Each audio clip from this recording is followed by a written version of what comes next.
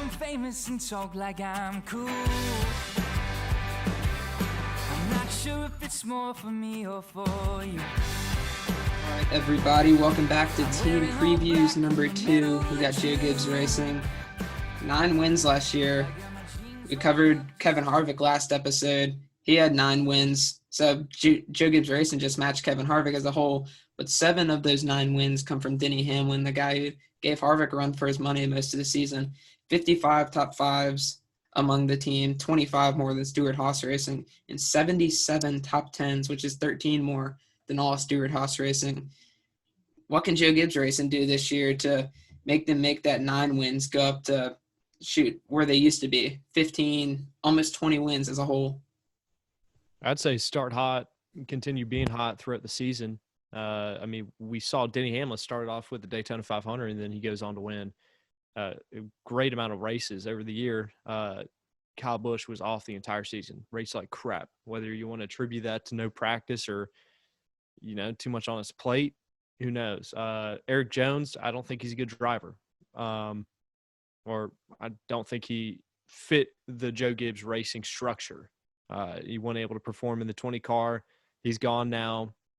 So Christopher Bell's got to come in and show something. The 20 cars, it's a winning car. You got to get someone in there to actually win the races.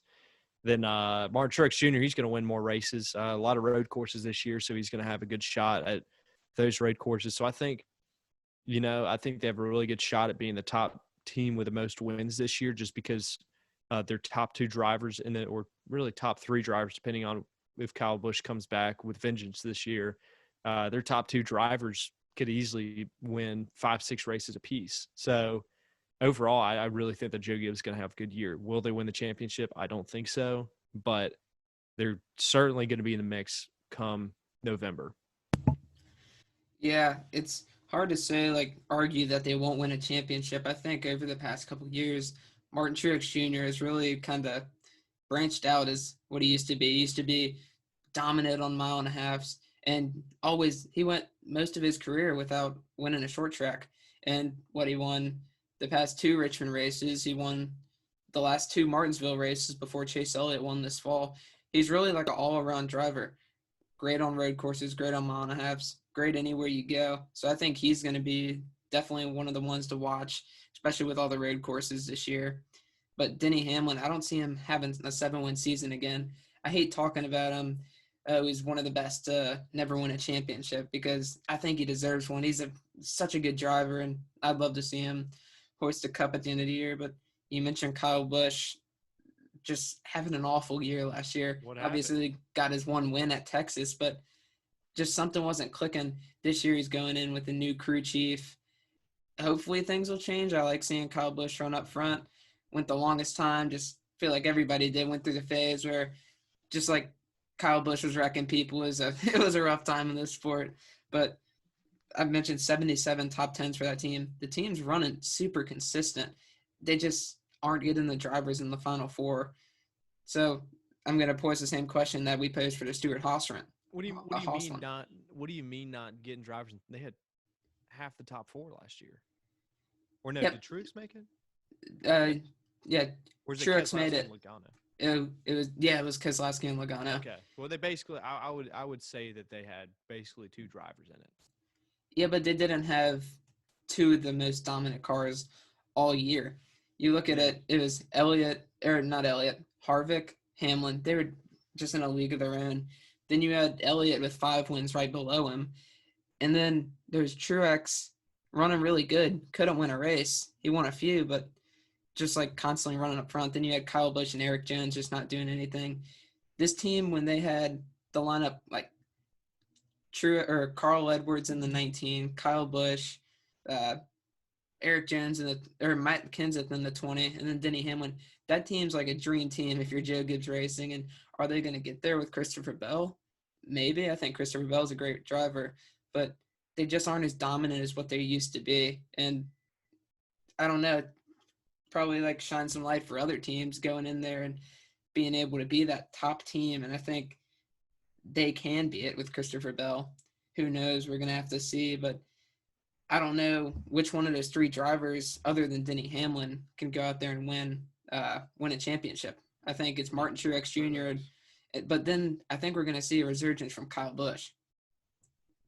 I don't think there's going to be a resurgence from Kyle Busch. He's definitely going to be better than last year, but I don't think we're quite back yet at dominant Kyle Busch. I think going off rankings, I still think that Denny Hamlin's best driver on the team right now. Number 2, Truex Jr. Look at all the road courses this year. He's gonna be a 1-2 finish in probably about 95% of those. Kyle Busch 3, Chris Bell 4. Chris Bell has not impressed me in the Cup Series. He impressed me in the Xfinity Series, but he has not impressed me in the Cup Series. And whether you want to say that's because he was with Levine Family Racing or not, I mean, you could win Levine, but I mean, this is gonna be the telltale year for Christopher Bell. I mean, yeah, he's with a new team, but if he's got the skill, he can make something happen. You see what Cole Custer did. See what Reddick did. They were not the best, or in Reddick's case, not the best team all year or the best organization, but he was still able to run top fives and win poles. And, you know, it's one of those things that he's got to perform. Yeah. Tyler Reddick, I think, is definitely at the top of that rookie class from last year. But I think Christopher Bell can go out and do something. He, like you said, he was fantastic in Xfinity, one of the best, and then comes to Cup, and it just really hasn't transferred over, I guess because the cars are so differently. And Christopher Bell's a dirt guy with these Cup cars. Everybody talks about him being like glued to the track. You don't have like a driving loose race cars all over the track like you do in the Xfinity Series. But I think if we're going to have to rank them, I'm going to start the season with Truex at 1, Hamlin at 2, Kyle Busch at 3, then Christopher Bell at 4, just because of how stacked that lineup is at Joe Gibbs Racing. Or just because you didn't want to agree with me. It's a little bit of that, but I just think all the road courses kind of fits Martin Truex Jr. more than Denny Hamlin. And I think Hamlin can win, I think, 1 or 2 of those road course races. Or Truex can win 1 or 2 of those road course races, and Hamlin's going to be up there competing. I wouldn't be surprised if he goes and wins the 500 next week. But I think we're going to see more than 10 wins from Joe Gibbs Racing this year. That's going to wrap it up for this episode of Team Preview with Joe Gibbs Racing. We'll see y'all next time.